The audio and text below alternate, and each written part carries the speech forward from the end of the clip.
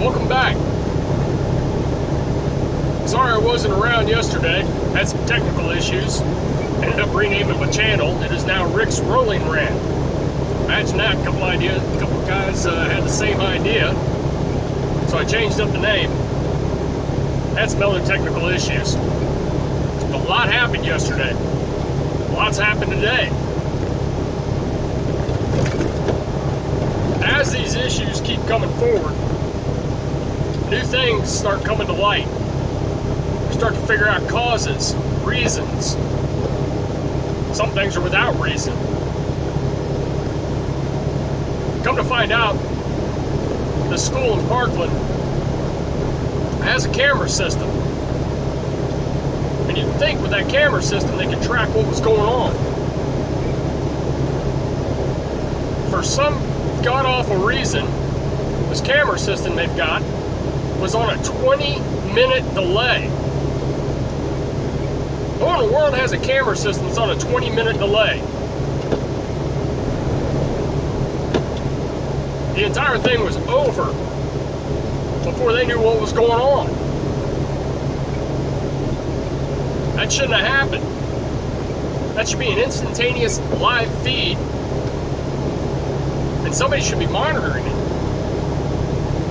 It should be recorded. That's one huge issue. The next one is a school resource officer by the name of Scott Peterson. When this first happened, everybody was wondering, where was this guy at? Was he across campus? Did he not hear the shots?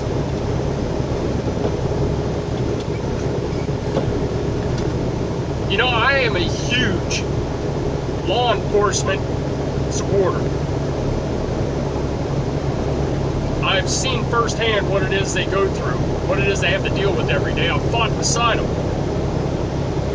I've dealt with the same criminals they have to deal with. And I gotta tell you, I am thin blue line all the way.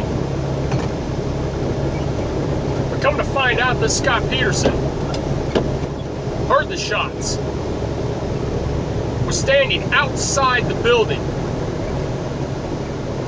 What'd he do?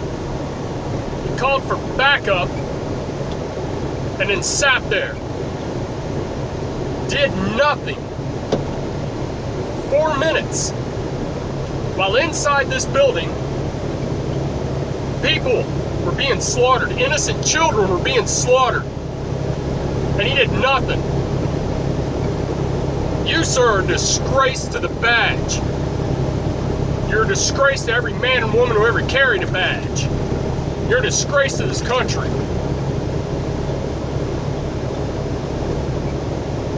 The day after the shooting, the sheriff there suspended him. And very shortly after, he retired and resigned. Good thing. I'll tell you this, Chief, your best bet right now is to change your name and head for the hills. You will forever be known as the coward who let those children die. A football coach, an unarmed football coach, showed more courage than you. Quite literally dove into the line of fire to protect children. Where were you? Cowering outside.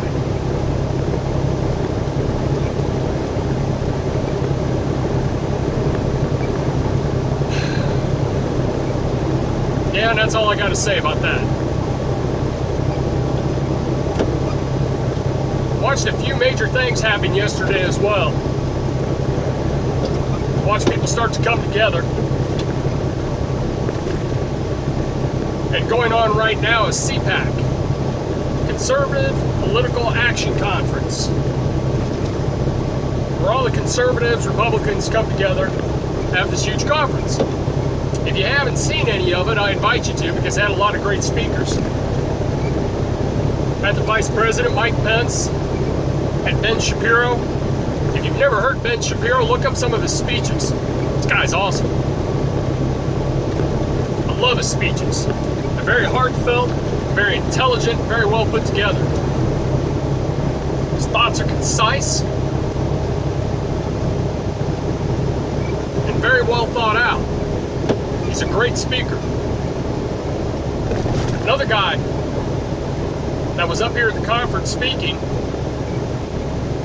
Wayne LaPierre. He's the president of the NRA. And the things he had to say were amazing. All the information he has, all the things, all the resources that the NRA has, and all the things they have done to enact change. All the things they have done to keep guns out of the hands of psychopaths and criminals. And the NRA has been vilified. Absolutely vilified to the point that the Democrats are on the verge of saying that the NRA are the ones that were on the grounds pulling their trigger. It's absolutely ludicrous.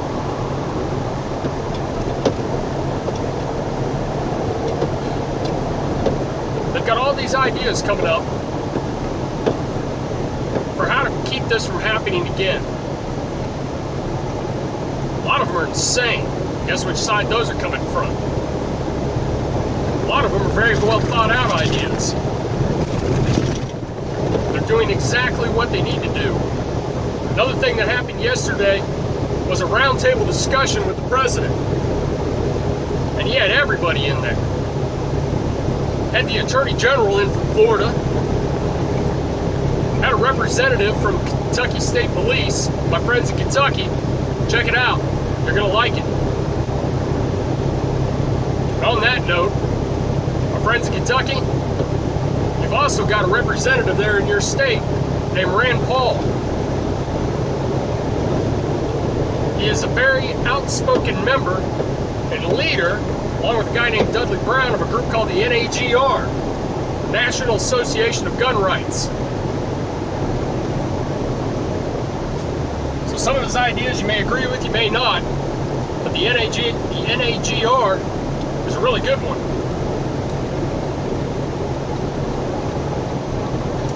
But back to the point at hand, what LaPierre was talking about.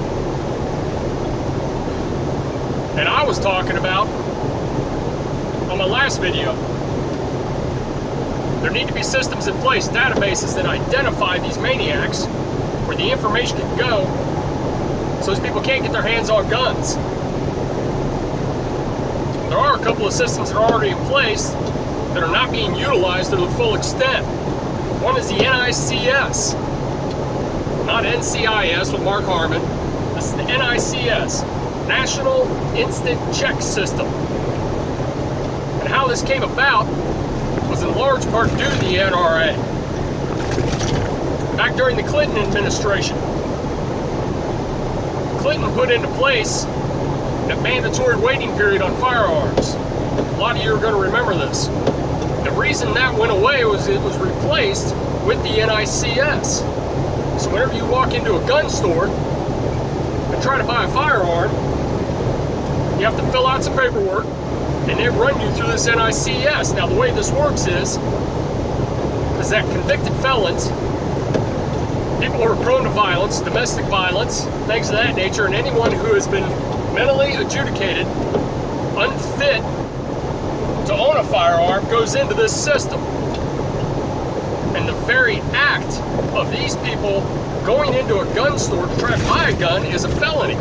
They can be arrested, charged, put back in prison. It's a brilliant system that was put into place.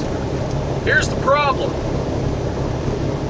38 states are reporting 80% or less of these people into this system.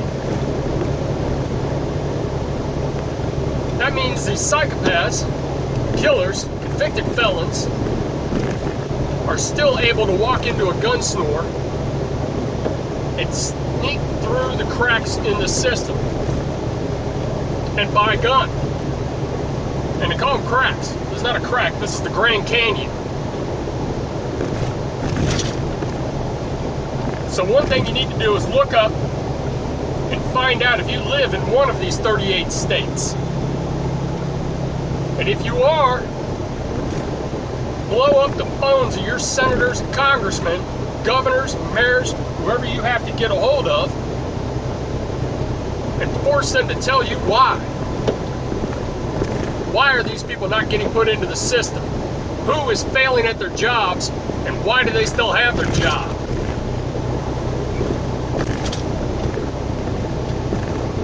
Another system was talked about by the Attorney General down in Florida. There is a system called the GVRO. As much as I hate to give them credit, this was actually enacted in 2016 out in California. What it is the Gun Violence Restraining Order. What it does is it gives the authorities the ability to go in to the homes of people who have just been arrested for domestic violence or any other kind of violent crime and confiscate their weapons. It also gives the victim of this crime an emergency carry concealed weapons license so that they can defend themselves. Now, all of these two systems are great in theory.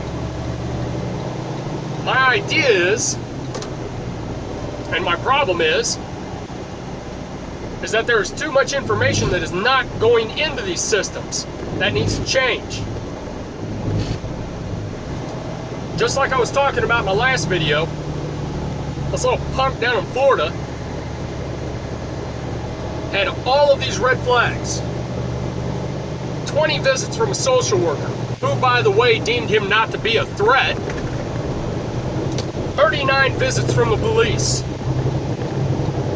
No arrests made. This information needs to be in that system. These red flags need to be taken advantage of. This kid never should have had a weapon in the first place. Juvenile, sealed, court records, whatever, be damned. Our children's lives are at stake. These red flags should have gone in there. They need to be in there. Petition your politicians. Petition your representatives. It's their job to listen to you.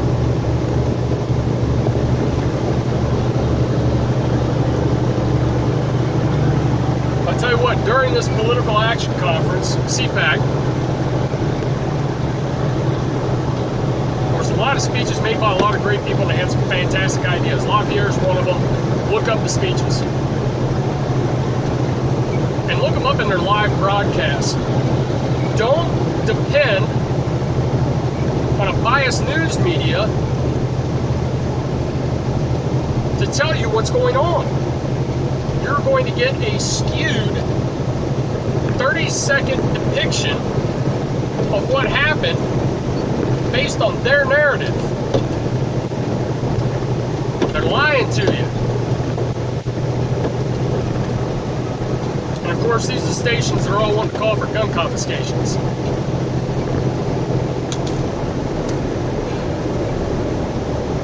The title of this segment has been Logic versus Emotion. Confiscations, in and of themselves, is a fundamentally flawed logic. And eventually we'll have to get back into that. But for now, go after your congressmen, go after your senators, find out if you're in one of these states that is letting these maniacs slip through the cracks. That's the only way you're going to stop them. If we can keep guns out of their hands, we're going to be a lot safer, and so are our kids. For now, this has been Rick's Rolling Rant. See you soon.